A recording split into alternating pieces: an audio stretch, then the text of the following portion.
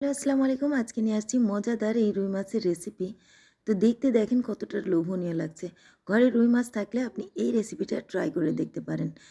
খেতে দুর্দান্ত উম স্বাদে এবং ১ম এ নিয়েছি আমি এই ৪ টা রুই মাছ। রুই মাছটাকে আমি ভালো করে মসলা দিয়ে মেখে নেব ১ম এ।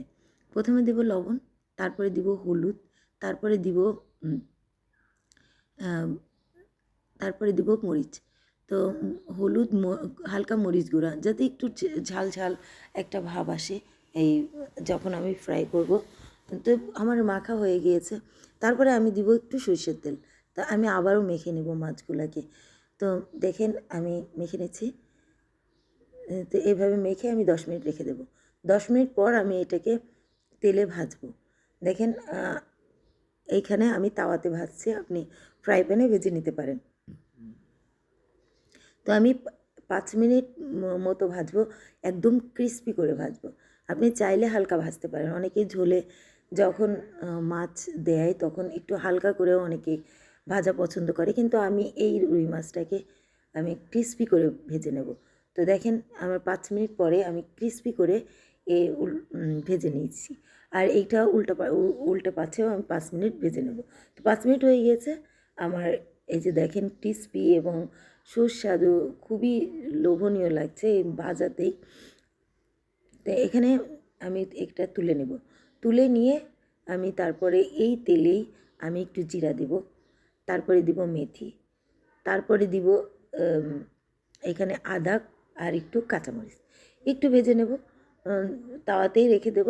ততক্ষণে ঠান্ডা হতে হতে আমি এই রসুনটা আমি ২ টা রসুন, এই রসুনের কোয়াগুলি ছিলে নেব। তো দেখতে পাচ্ছেন আমি রসুনগুলা ছিলে নিয়েছি। তারপরে এখানে আমি নিয়েছি পেঁয়াজ। তো পেঁয়াজগুলিকে আমি এভাবে কেটে নেব। রাফলি চপ করতে পারেন, আপনি যেভাবে চপ করতে পারেন কোনো সমস্যা নাই। আমি এভাবে বড় বড় চপ করে নিয়েছি পেঁয়াজগুলিকে। তারপরে এখানে আমি নিব ২ টা টমেটো। আপনি যেভাবে ইচ্ছা টমেটো কাটতে পারেন। আমি এখানে ২ টা টমেটো নিয়ে এইভাবে চপ করে নিয়েছি। তো এখানে তারপর এই যে এখন এইগুলাকে ব্লেন্ডার করব। ব্লেন্ডার জারে ১ম এ নিয়ে নেব রসুন, তারপরে সবগুলি একে একে ব্লেন্ডার জারে নিয়ে নিচ্ছি। এখন ব্লেন্ডারে এখানে এই এটা নিয়ে নিলাম এই যে। তারপরে এই যে ভেজে রাখা যে জিনিসগুলা আমি ওগুলা দিয়ে দিলাম। তারপরে দিয়ে দিলাম আমি গোলমরিচ। আপনি শুধু সাদা কালো গোলমরিচও নিতে পারেন। তারপরে দিয়েছি তেলে ফোড়ন, জিরা। তারপরে দিয়েছি এখানে কয়েকটা ছোট, ছোট নতুন আলু উঠেছে এখন শীতের সময়। তারপরে দিয়ে দিলাম ওই ব্লেন্ডার করা সব মশলাগুলি আ দিয়ে দিলাম। দেখেন আমার ব্লেন্ডার করা মশলাগুলি সবগুলি দিয়ে আর যে ব্লেন্ডার করায় যে পানিটা আছে ওটাও দিয়ে দিলাম। দিয়ে এই মশলাটা ভালোভাবে কষিয়ে নিব। আর তারপরে দিয়ে দেবো এই যে বেসিক মশলা, হলুদ, তারপরে লাল মরিচ, তারপরে দিয়েছি ধনে গুঁড়া। তো এগুলাও একত্রে আমি মিক্স করে ভেজে নেব।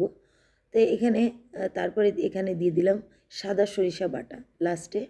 এই সাদা সরিষা বাটাটা অবশ্যই ইউজ করবেন। না হলে কিন্তু খেতে ভালো লাগবে না অতটা।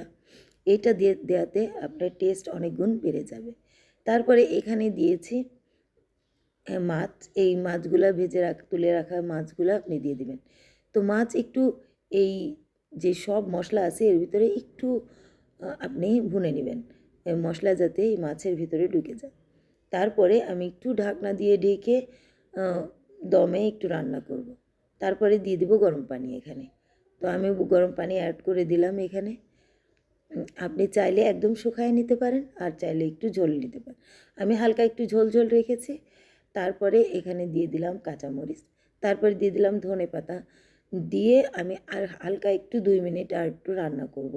রান্না করে আমার দেখলাম একটু লবণ কম হয়েছে, হালকা তো লবণ দিয়ে দিলাম। তো এখানে আমার দেখেন এই রুই মাছটা রান্না হয়ে গিয়েছে। তো আমি সার্ভিং ডিশে আমি এটা নামিয়ে নেব। তো কেমন লাগলো আমার এই মজাদার রুই মাছের রেসিপি?